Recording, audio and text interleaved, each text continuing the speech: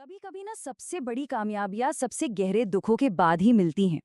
आज हम एक ऐसी ही सच में एक असाधारण कहानी की बात करने वाले हैं। अनिमेष प्रधान की कहानी।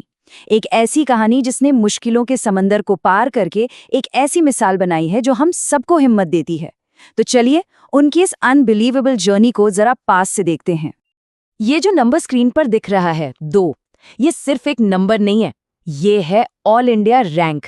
दुनिया के सबसे टफ कॉम्पिटिटिव एग्जाम्स में से एक, यूपीएससी सिविल सर्विसेज एग्जाम में। ये वो अचीवमेंट है जिसका सपना ना लाखों लोग देखते हैं, दिन रात एक कर देते हैं। पर सवाल ये है कि क्या ये रैंक ही सब कुछ है? क्या यही पूरी कहानी है? या फिर इस नंबर के पीछे आंसू हैं, पसीना है और एक ऐसी जिद की दास्तां है जो इस रैंक से कहीं कहीं ज्यादा बड़ी है। कहते हैं ना, हर बड़ी कामयाबी की कहानी एक मुश्किल शुरुआत से होती है। अनिमेष के लिए तो ये सिर्फ एक मुश्किल दौर नहीं था, ये एक तूफान था। एक ऐसा तूफान जिसने उनकी जिंदगी की बुनियाद को ही हिला डाला था। तो आखिर है कौन अनिमेष प्रधान? वो ओडिशा के तालचेर से आते हैं। एनआईटी राउरकेला से कंप्यूटर साइंस में बीटेक किया है। एक बहुत ही ब्राइट स्टूडेंट जिसका बस एक ही सपना था, यूपीएससी का एग्जाम क्लियर करना। अब ये जो टाइमलाइन है ना, ये अनिमेष की जिंदगी की दो पटरियों को एक साथ दिखाती है। एक तरफ उनका सपना, उनकी एम्बिशन, और दूसरी तरफ एक के बाद एक आती पर्सनल ट्रेजेडीज। देखिए, 2015 में जब वो स्कूल में थे, उन्होंने अपने पिता को खो दिया। फिर 2022 में जब यूपीएससी की तैयारी शुरू की तो उनकी माँ अरुणा जी कैंसर से लड़ रही थीं। और फिर 2024 में एग्जाम के बिल्कुल आखिरी पड़ाव पर, इंटरव्यू से ठीक पहले, उनकी माँ भी नहीं रही। अब सोचिए, जिंदगी में इतना कुछ चल रहा है और ऐसे में अनिमेष ने तैयारी का एक बिल्कुल अलग रास्ता चुना। उनकी स्ट्रैटेजी किसी किताबी नियम पर नहीं, बल्कि सेल्फ डिसिप्लिन पर टिकी थी। यूपीएससी की तैयारी के लिए ना मोटे तौर पर 2 रास्ते दिखते हैं। एक तो वो कन्वेंशनल रास्ता है, बड़े बड़े कोचिंग सेंटर्स, दिन में 18-18 घंटे की पढ़ाई, घर बार छोड़कर किसी बड़े शहर में अकेले लगे रहना। और फिर आता है अनिमेष का रास्ता, घर पर रहना, सेल्फ स्टडी करना, रोज बस 5-6 घंटे फोकस के साथ पढ़ना और सबसे जरूरी अपनी बीमार माँ का ख्याल रखना। तो उनकी सक्सेस का ब्लूप्रिंट क्या था? बहुत सिंपल और क्लियर। पहला अटेम्प्ट था ये उनका। कोई फुल टाइम कोचिंग नहीं ली, रोज 5-6 घंटे की पढ़ाई, वो भी फ्लेक्सिबल। और उनके मेन हथियार थे मॉक टेस्ट और सही जगह से मेंटरशिप। ऑप्शनल सब्जेक्ट था सोशियोलॉजी। और वो खुद क्या कहते हैं जरा सुनिए।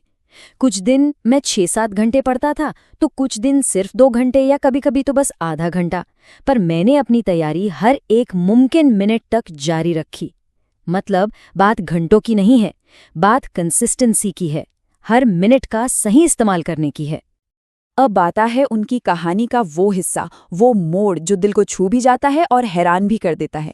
एक ऐसा वक्त जब उनकी जिंदगी की सबसे बड़ी ट्रेजेडी और सबसे बड़ी कामयाबी दोनों एक साथ दरवाजे पर खड़ी थी। एग्जाम का फाइनल स्टेज था, इंटरव्यू की तैयारी चल रही थी, और ठीक उसी वक्त अनिमेष ने अपनी माँ को खो दिया। सोचिए, वो इंसान जिसके सपने को पूरा करने के लिए वो ये सब कर रहे थे, वही साथ नहीं था। और फिर कुछ हफ्तों बाद जब रिजल्ट आया तो रैंक थी ऑल इंडिया रैंक 2। एक तरफ इतना गहरा सदमा और दूसरी तरफ देश की सबसे बड़ी कामयाबियों में से एक। दर्द और जीत का ऐसा कॉम्बिनेशन सच में बहुत कम देखने को मिलता है। अनिमेष का जो मैसेज है ना, वो हम सबके लिए है।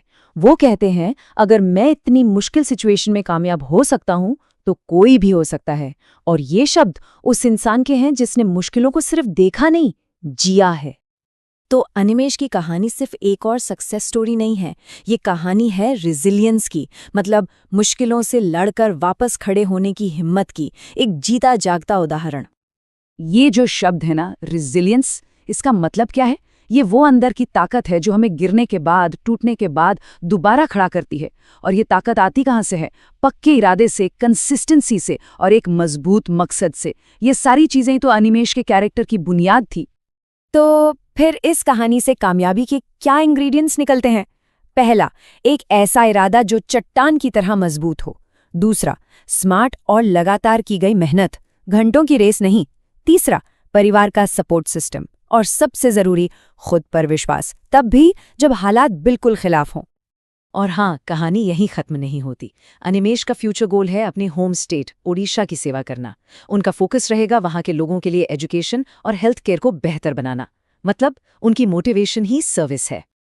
ये कहानी ना हमें एक बहुत गहरे सवाल के साथ छोड़ जाती है कि जब किसी मकसद में जान हो और इरादों में लगन हो तो ऐसा कौन सा पहाड़ है जिसे हिलाया नहीं जा सकता।